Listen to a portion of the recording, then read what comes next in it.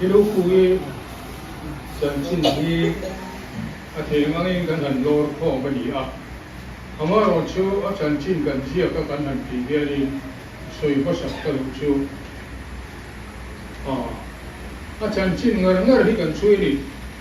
pha thế chân xin cần suy là quá pasal chân xin cần suy là quá anh chú thế chân xin có cần suy là quá mà đi là đi cần suy mà em coi tu thế chân xin có cần suy là chú mi lo kia sắp là cùng thu là có hiện in thì xuân phần ôm quên xuân đó lại có chú cùng già tìm lại bora có buổi sáng ở trong cái làm cái gì mà chú thiên lộc thiên lộc mà thì đang làm chết đó mà đi thì các mình lo kia sắp là cái đó thì lúc cùng hi qua chú làm lần lùng tua là con đi anh u cho quan gì quan tôi anh ngô phải tôi có quan chúng bùng anh sống bằng ai thằng sáng là có sống có đi ta kia mà tiền tôi u nào bị cọp phần gì lên để chia phần gì mà lên u nào thằng anh đi chung tu này hiện u nào tôi chung mà anh tâm tôi là qua anh chung qua hết quan chúng bùng ở trong nô có đúng xe à anh pe mà thế là trong hiện sáng là có sống gì phải chia khuya anh pe này thế ta anh ôm lại hiện tình trong quầy ruộng về anh đi tổ mẹ thế ta anh ôm lại hiện chuyện thế này anh đi cùng thô mà cả hung tung à chuan cả nôm lại cả dìm lại cả cái gì cả kia cái gì anh đi các hiện đi sống thung sáng sáng rồi có sống gì có qua bao lần sana anh u hiện đi sống gì cả sống sáng cái rồi có sống ngã cái rồi có bao lần san bốc anh đi sáng cái rồi có sống thung có thung à ngô có anh kiaเลยhết ta hiện chuan du la thì tu đi về tổ na thuộc về chân tổ phải là bố rồi sân tổ vàng in về thái chung của anh ấy bốc xì chú hoàng chuan thì phải chập các cái lô mà anh ấy chỉ là anh lưu hiện thì phải là có ông đàn thế trên đàn tu thế lâu giờ tiếp trên chỗ trong cái cuối thế này cái lâu cũng như hi người hốc lâu lên tu tốt tập anh ấy nếu mà lại chuan về có trở về điêu anh ấy ăn in lên cái này về điêu chỉ là nhiều bên pasal này hun ani chuan nukuya ta na rim tu te ko nei ve china a ver fiel le ka i ve de ko to le an le ani ang ma se a ver fiel ru lo ka an le pa ten an du ver ku bai sia he ti hun lai hi du le pa te du zong ne nge nge tu ra ngai lai ka ni a ani ko hian chu tiang hial ngam hek lo le a ver fiel lai ku lo zo chua ma lai lỡ thằng phá lại phá cho đi ta cái xong phần này ta sẽ sáng lỗ xong cũng phải ra ta làm gió của pastor siam hu nan anh này đi ra đi in này certificate của này là hiện hùng thế là ta ra đi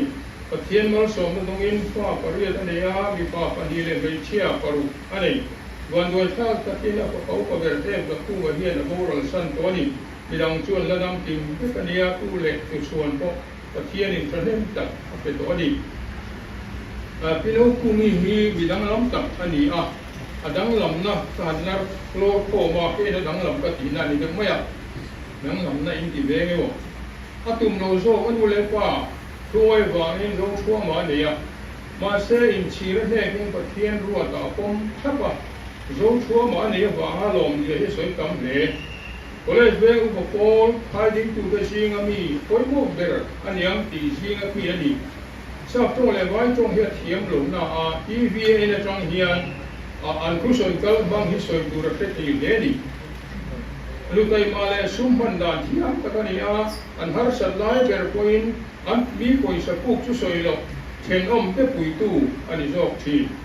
นูร์เซลตะกันเนี่ยหุ่นกัลตัวสุกีเฮียนดำลงไอ้พาดเลพาดที่มาเทียมกับพาดไอ้โซล่ะหูฟ้าองเวกเซดูเลยมาเสียฟันอุปการที่พันชูวิเทรกชูก็เลยกับองค์บุญลูกกวนเด็กตัววางนี้นั่นลูกเวทเป็นตลว่าอาคาโตเกียสันตินังไงเป็นเรื่องทุ่งนี้กุ้งซาสักภาษาถิ่นตัวซาปริยันนักเมกันนี่เฮ็ดเรื่องตัวเฮียนตู้เลี้ยฟ้าที่ง่ายเราวินามัยอะไรบ่อยคุยเต็มที่กันนี่ตู้เวรจังคงคุยปลดปล่อยหูเฮียนคงนาฟันอุดรนี่แล้วรู้ซาบิฮีอจุกว่าคงคุยพัดเทียนไฟเราอะไรติดชีนั่นดิ ปะเทียนมาสอมนาดนซิงอลอมเอ็มจูกุมซาปัสเรียนิโตนาเบงเชนโลวาอาเรโรฟิมเซมางูผมลายทิลไม่ทิลเฟียที่ไม่ก็พอละนี่เราหุ่นนายมีกระชัวแล้วที่ทิ้งกันนี่อามีแต่เมาดูน่าอันนี้กูเกิดจังหวะคงปุยกัลอเมริกาแต่ชูอะไรก็นักนักเอ็นี่นั่นน่ะเป็นคนเองมาละนี่เรากุมส่งพวกปัสเรียนี่ไลน์ที่ส่งไปลีสันนิษฐานที่ส่งไปทางซันเดย์สคูลบ้าหัวตูเด็กอินเดียบัวอันสุดทุกข์กับวางินมันยิงลำโซเฟียก็สิวิลฮอสพิทอลไอโซตันปุยพานี่ดับตัวเขาชวนกุมส่งพวกปัสเรียนี่ชูกันใจเทโตโนอันที่มาเซฟาเทียนอนุฮีดัมเรเทดูราอันไงก็วางเฮียนใจเทดานอันไงตัวส่วน investigation ง่ายอันที่มัวเราฟีดแบ็กไปสิNew Life Hospital ส่วนนี้เซริสอมอาสันนิษฐานที่ส่งไปว่าคนนี้กันใช้ยังตีนดับตัวเต็มอันดูอังชวนอันสุนตาดับตัวเต็มอันเอาปัตโตบามินอันเฟวิวนาปาเต็นใจฟรังค่ะอดัมฉันนั้นอยู่เรียนเกี่ยวกับวามินดับตัวละรินมวยเลยดับตัวละหังเลียนมาหับเต็นใจตาปะเทียนมีแต่จงใจสังเกตระดำช่วงมุเรงโตตูรังไงค่ะวันนี้เช่นเฮียนดำตะกินกันซิงมิลเลเป็นคุยเทนีอุปโภคมีคุยตู้ดิชินข้ากุมจากภาษาเรียนเช่นอินกันซิงอะไรเป็นเทียกุมตั้มตักมิลเลดำคุยเทตูริงกันไปเสียปะเทียนเนี่ยนะพบ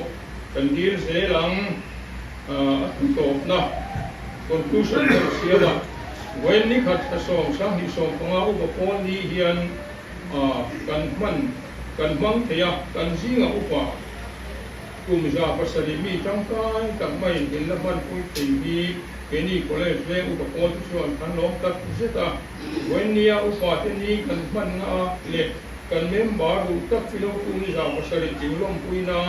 กันมันเราก็ส่งเป็นเองนะแค่นี้ชิ้นเชียร์ไม่กันฟังเขาตีบางเฮียนลองดูกับเป็นเรื่องอมรสเสข้าอาจารย์จินการสอนที่เด็กชวนอีก